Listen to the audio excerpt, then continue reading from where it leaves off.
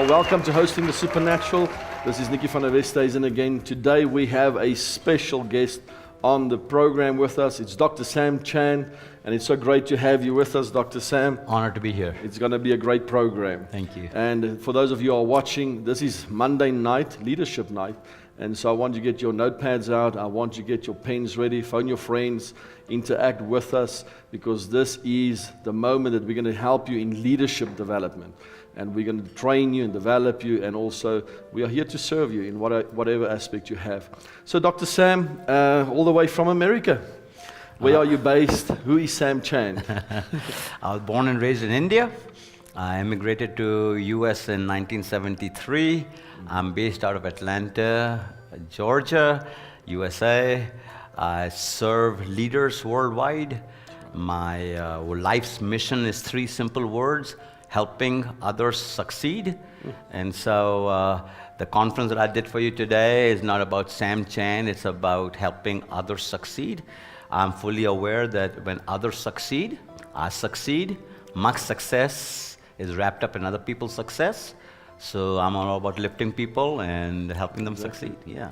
I want us to speak a little bit about, I don't know if it was your first book, but Who's Holding Your Ladder? That has changed my life tremendously. And let's speak a little bit about who's holding your ladder, because, you know, even in our continent of Africa, the continent of Africa, we need this. We need people to hold the ladder for us as leaders, as business people. Economy is failing, and if we don't have the right people around us, then we are in trouble. So what are some characteristics about a ladder holder?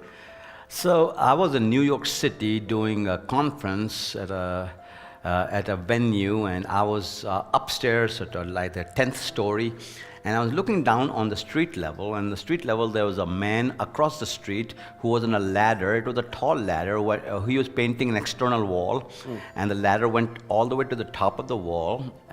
I noticed something peculiar was going on. He was painting as high as he could go, halfway, and then he'd come back down and move the ladder over. Now, at one time, Dr. Nicky, I used to make a living painting. And I know this much, that once you're on a ladder, especially a tall ladder, what you don't want to do is go up and down, move, up and down, move. You want to go as far as you can and paint, and then come back and move the ladder over. So I was perplexed, confounded a little bit about what's going on. And then I saw the problem of the challenge. The situation was that he was painting all by himself. Nobody was holding his ladder. And it dawned on me at that moment, had somebody been there holding his ladder, he could have gone higher. So out of that, the book emerged, Who's Holding a Ladder, which has gone worldwide. Yeah. I mean, just getting crazy stuff. It's a simple thing. And the paradigm there is, if the ladder is your vision, and you are the ladder climber, the leader, your ascent up the ladder and your success is not dependent on your vision or your ladder climbing skills, but dependent on who's holding your ladder. Wow. So even as we are taping this interview here, there are ladder holders in this room. Right. There are ladder holders who set up lights for us. There are ladder holders who are running cameras for us. There are ladder holders who got these microphones working. You know, the ladder holders that sit here, don't do that. So the ladder holders. So you and I can have the best content. We could be the best leader, and you can have the greatest vision to reach worldwide and change and influence lives. But unless our ladder holders know how important they are to our ascent, so most leaders focus on the vision, they focus on the ladder climbing skills and preparation. But the higher you want to go, the more important the ladder holders are. Yeah. So you can only go as high as who's holding your ladder. And those ladder holders need to be concentrated and focused. Absolutely. On what's going on. Absolutely. So the book that you referred to, in there I talk about the 5 qualities of a ladder holder. And I call them STAFF, staff. Okay. You know, so it's easy for people to remember. So those of you who are taking notes right now on your Monday morning, by the way, that's a great way for you to raise leaders worldwide. So if you're taking notes right now, there are 5 qualities of a great ladder holder. And to remember that, it is STAFF, staff. S stands for strong. By strong, I mean people who can handle instruction and correction. Wow. Wow. T stands for teachable. That means they don't know everything. That means that when they come to you from another organization, they're not trying to bring the other organization with them. They are teachable to learn your DNA, your vision, your mission, your culture. They are teachable. A stands for attentive. By that I mean they learn quickly. Aren't you tired of having to go over the same stuff with the same people over and over again? They learn quickly. So S is strong, T is teachable, A is attentive, F stands for firm, F-I-R-M. By that I mean people who are not blown about by manipulative people. People who are not blown about by people who lead by innuendo. People who try to create gossip and division in the company or the church. And the last F stands for faithful. By faithful, I don't mean having faith in God. I'm talking about having faith in your leader, having faith in your church, having faith in your executive director, having faith in your supervisor, having faith in your CEO. Because unless you have faith in them, you will not be able to follow them. You will give mental assent and do the job, but you will never be part of the team. So if you want to be part of a team and be a ladder holder, you got to have those 5 qualities. So let me review with you very quickly. It's Monday night. It is a leadership night. You got a pen and pencil out. So STAFF, ladder holder, strong. T stands for teachable. A stands for attentive. F stands for firm. And the last F stands for faithful. Wow. That is incredible. You know, I like the one that you shared about, you know, obviously that they need to be strong. Because, you know, Dr. Sam, the higher you climb the ladder, the shorter the instruction. Absolutely. What I heard you say. Yes. And they cannot be timid and get quickly offended and stuff because, you know, if you are 12 meters up high in the air, you can't ask them from there, how's your family today? Are you all right? Can I now correct you? Can I help you? I mean, the instructions are short. Yeah, the higher you go, the shorter the sentences. That's it. And but you need people who can handle instruction. People who are not fragile. That's the word. People who don't lead with emotions. People who know that I'm here because I have a job to do. People don't expect you to keep them happy all the time. Now, that does not mean that you try to make people unhappy, but we don't hire people to make them happy. We hire people because I have a need and you're the solution. When you, instead of being the solution, become the problem, then we got to find another ladder holder. Yeah. And the other thing that happens in ladder holding is if you have a 3-meter ladder and I'm your ladder holder, I think I could be adequate for 3 meter, but you refer to a 12-meter ladder. Exactly. And if you still have me, who's only good for 3 meters, sure. Doesn't matter how high your ladder is, it could be 12 meters, but you're just going to go to 3 meters. Because the ladder holder determines how high you go. Oh my goodness. Wow. So the conundrum of an organization, be it profit, non-profit, church, corporate, doesn't matter, the conundrum is, how do you move an old ladder holder like me, who is become unnecessary, so to speak, and bring in a stronger ladder holder that can help you go up. So the simple way to explain that is because growth is a choice. Growth is a choice. We're not talking about literal ladder holder. We're talking about in your mind, in your heart, in your spirit. So since growth is a choice, lack of growth on your part should not keep me from going higher. So a simple way I say that is, if you don't grow, you gotta go.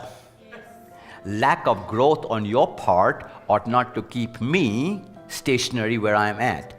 I have a tall ladder. I want you to be my ladder holder, but if you cannot be an adequate ladder holder, I'm going to find somebody else who can get me to where I'm going. That's powerful. That's powerful. So being a strong leader, teachable, do you think that is a characteristic that is a big lack in the industry? You know, being teachable without being offended. I think a great leader has to start by being a good follower and stay a follower. So there's leadership and followership. Okay. You never come to a place, If I was to keep saying the using the ladder holder analogy, all of us are not only ladder climbers, we're also ladder holders. Right. So I just did a conference for you today. So my purpose was to be your ladder holder. Yes. On this program, you're holding my ladder. So we're always Ladder. climbing and holding. Sure.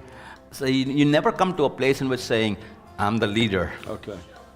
I don't need, I'm there. Yes, yes. Once you get there, you're about to go down, So the whole aspect of leadership is followership as well as leadership. Sure. That's powerful. How can you develop that terminology into a company or in a church and create that as a culture? Because you've got a book out called, Cracking Your Church's Culture. I did that survey with our church, our leadership, and it's just absolutely amazing to see what has come out there. So how can we take all these characteristics now and make a culture of this? Maybe if we can speak about leadership cultures in the church and the business world and so on. There's nothing stronger in any organization than culture. Yeah. The way I say it in the book is a toxic culture will eat vision for lunch.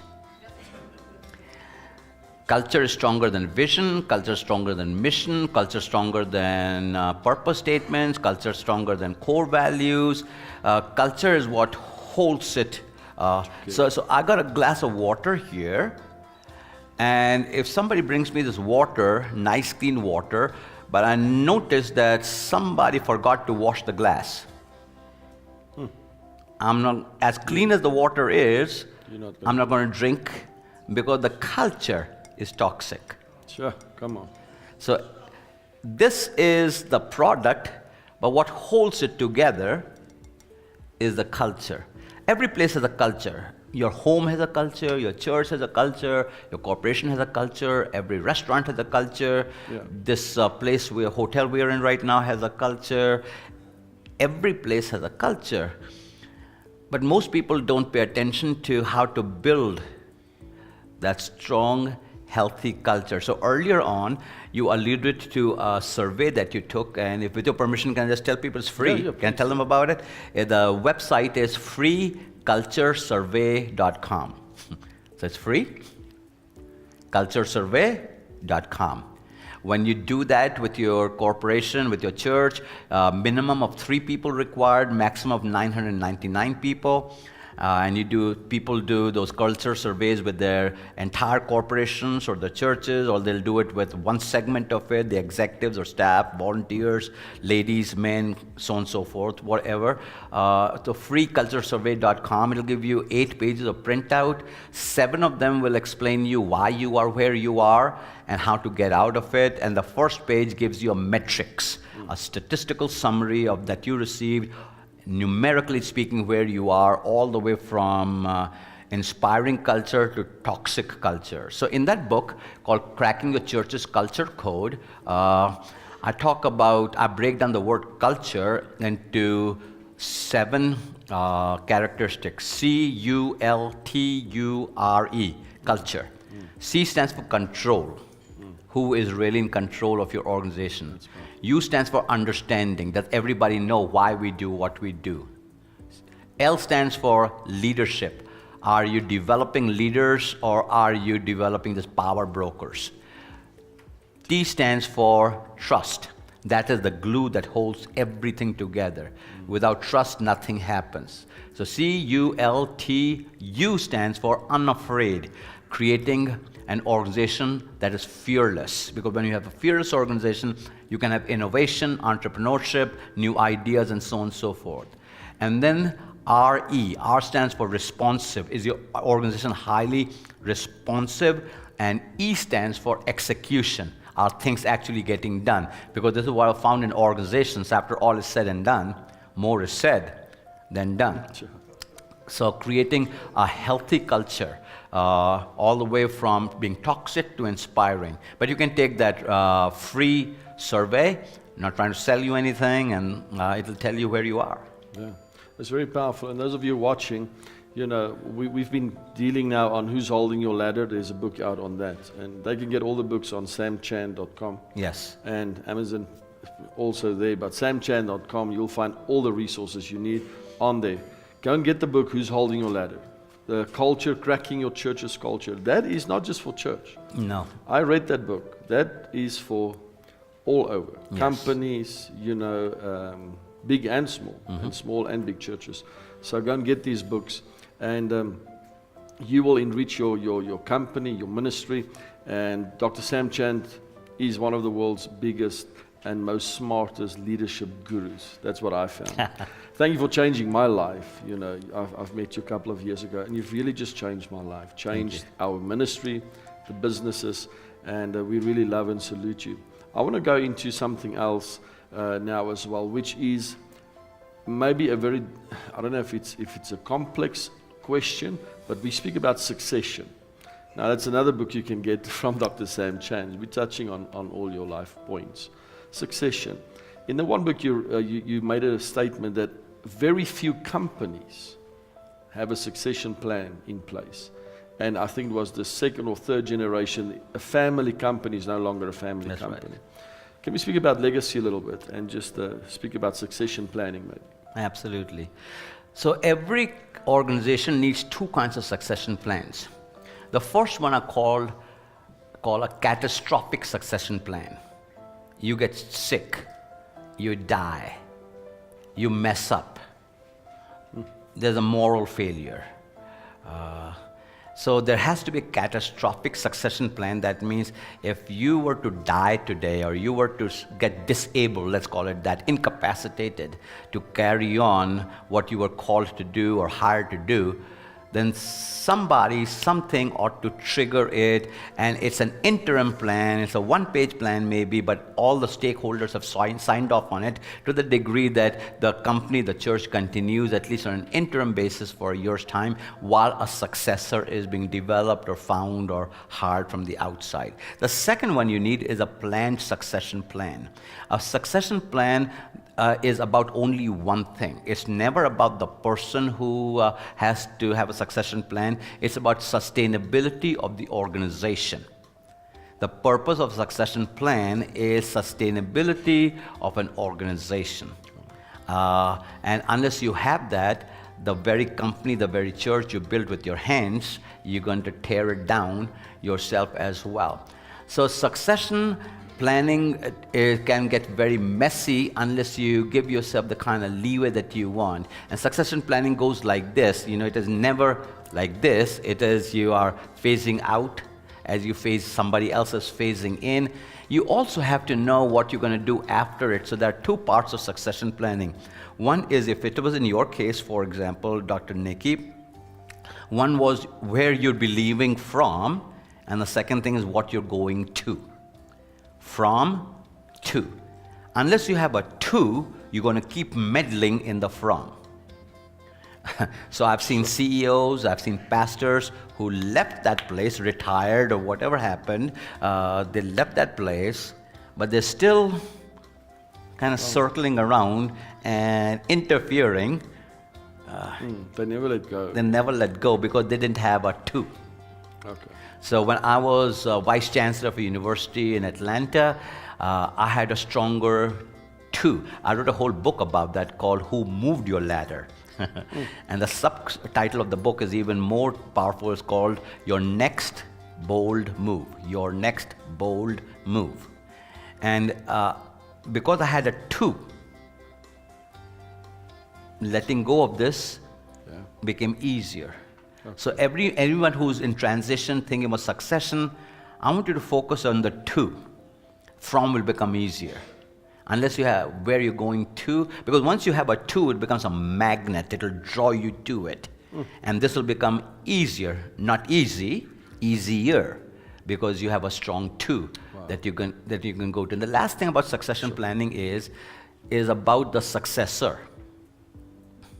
No successor should ever feel that they can pick up where the other one left off. You're going to pick up somewhere here and work yourself because you don't have any equity. Even if you are on staff in that company, even though you are a vice president there, even if you're assistant pastor, associate pastor, you have not been seen in that role. You have not made decisions that have affected other people's lives. Once you start making decisions is when your leadership gets So so never think you're going to pick up where your successor left. So be always honorable, always respectful. Remember, all improvement is a critique of the past. So when you go in there and start making changes, it is a reflection of how things used to be. So be honorable, be respectful. We know you're going to make changes, but in the back of that book, it's simply called Planning Your Succession. Dr. Dale Bronner and I wrote that book together, Planning Your Succession, in which we have a whole section in the back on do's and don'ts for successors and predecessors. Wow. Because you have to make sure that if you're going to have a culture that is healthy, that you have a culture of honor and respect for those who have worked hard to bring you to where you are today. Now, if we speak about legacy or succession, looking back over your life, give me 3 or 4 mistakes, 5. I know there's 50 or something, but what would you change and what would you spend more time on? Looking back over your life as a leader, developing leaders. Fear.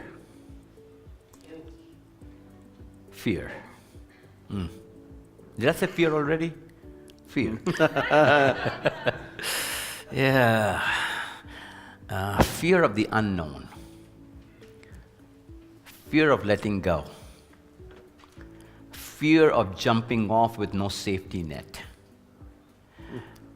So this last transition I made in 2003 actually started in 2000.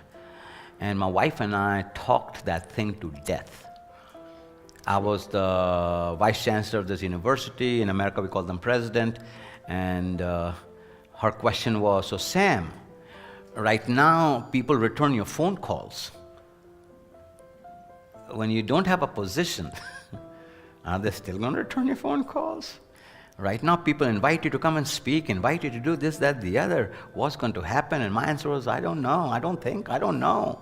So for 3 years, I'd wake up in bed in the middle of the night, excited, in cold sweats, not knowing what was going to happen.